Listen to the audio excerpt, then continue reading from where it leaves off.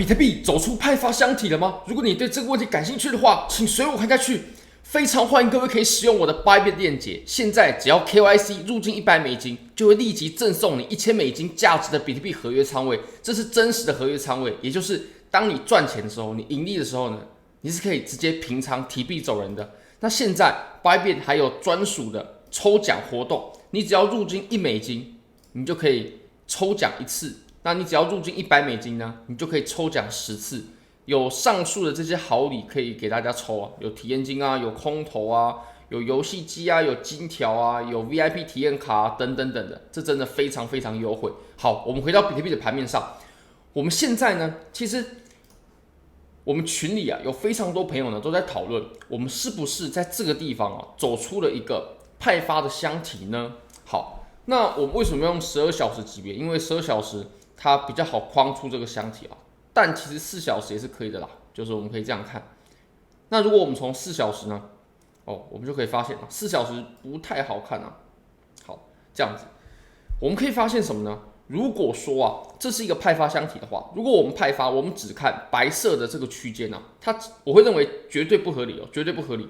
即使它是走派发区呢，它也是这样子啊，它也是要包含整个箱体的，它不可能只有上面这个地方。为什么呢？我们来看一下啊，如果说啊，我们上面在白色箱体它走的是一个派发的话，那么你可以发现什么呢？它在这个派发区它走了多久？我说如果是的话呢，它走了我们就算33天好了，向上取整33天。那它下破这个箱体过后呢，它应该要开启直接的暴跌，它不应该又再继续震荡。你可以看到它后面震荡的时间呢，后面又走了21天，派发了32天，然后下破这个箱体过后，它又贴着这个箱体震荡了21天。那我们还能把这个白色的箱体称为是派发吗？绝对不行，绝对不行。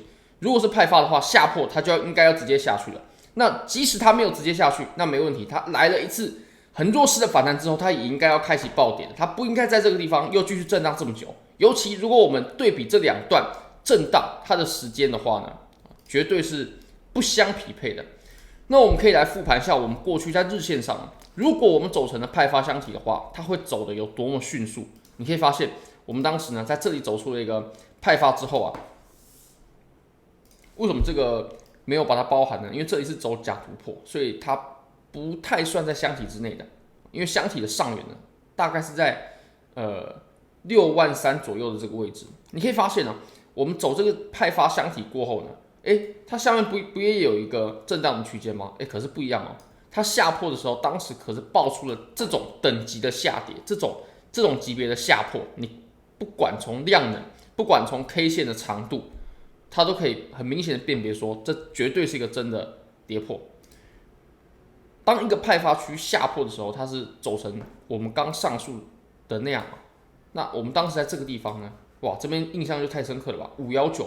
我们下破过后，直接就是519暴跌了，哇！当时可是非常非常凄惨的，非常非常凄惨的，直接来个暴跌。那还有一个派发区呢，是在这个地方当时我们在这里呢走了120天左右，精确来说是118天左右的派发区啊。你可以发现，我们当时在走这段的时候呢，当这段派发区它一下破，直接就是来个暴跌，它并不会说我们下破之后呢，又在这个地方又再继续磨，然后磨的时间跟上面它走的时间差不多长，不可能，绝对没有这种可能的。所以，即使我们把目前的震荡的箱体呢，我们看成是派发，即使我们先把它判断为派发的话，它可能是个派发，那么它也绝对不只有上方的这个区域啊，它绝对是连同下面这里也一起算进来的。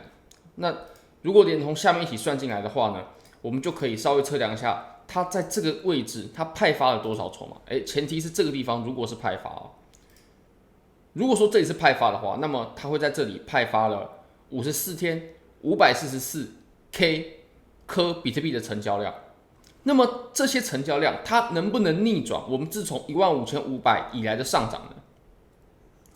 答案是不行的。为什么说不行呢？因为我们在下方的这个吸筹箱体其实我们一旦有派发的箱体，前提如果我们这里是派发，当然它也有可能不是。那我个人认为，它是的几率呢我个人认为是比较小一点对，这个也是我为什么没有做空的原因啊。那如果这里是派发的话呢，它是在卖筹码嘛？那它的筹码是从哪边买来的？这个就非常重要，因为这个攸关乎，如果我们下破的话，那它会跌到什么价位？是从这里的筹码，还是这里的筹码呢？我会认为是第二个，比较上方这个地方的筹码。为什么呢？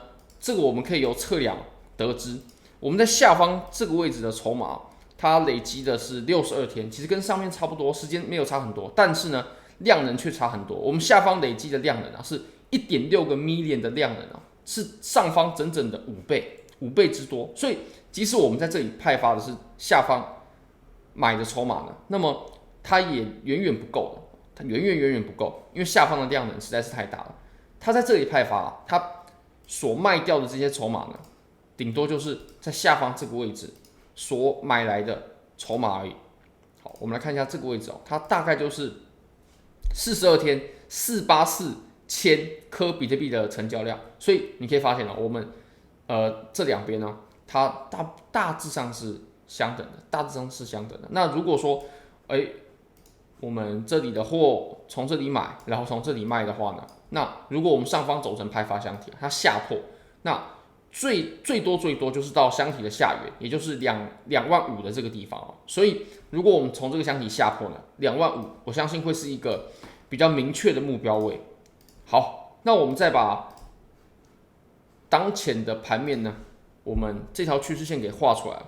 这条趋势线其实我们已经在这个地方折腾很久了。我指的是我们在上面的这个地方连续碰了2次嘛。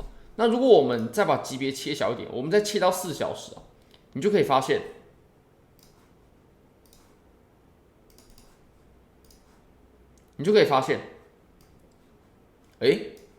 目前已经慢慢收敛了，就是我们一定会抉择出方向。你可以发现，上方的这条下降趋势线呢，是我现在最看重的。那如果说它往上突破的话呢，一定要带有量能，那如果说没有量能的突破，慢慢走上去呢，也没有说不行但是我们要到后面一定也要看到量能的。那好，如果说我们在这里下破的话，那它如果说是真的跌破，就一定要带有很巨大的量能。那如果说量能不大呢，我认为如果在这里下破，然后量能不大的话，那么空头被反杀的几率是很大的。为什么呢？因为你可以看我们在4小时这个级别4小时6小时这个级别我们前面走的是空头无误嘛，在4小时6小时绝对是以空头为主导为优势的，而且呢，我们又离这个趋势线这么近那么这个时候我相信做空的情绪一定会很浓烈的。那如果说我们下破是没有量的下破，做空的人又很多的话呢，我相信这个时候被反杀绝对是几率比较大的结局所以如果说它下破的时候是没有量能的，甚至慢慢磨出去的，那么这个时候呢，就要非常非常小心非常感谢各位，非常欢迎各位可以帮我的影片点赞、订阅、分享、开启小铃铛，就是对我最大的支持。真的非常非常感谢各位，拜拜。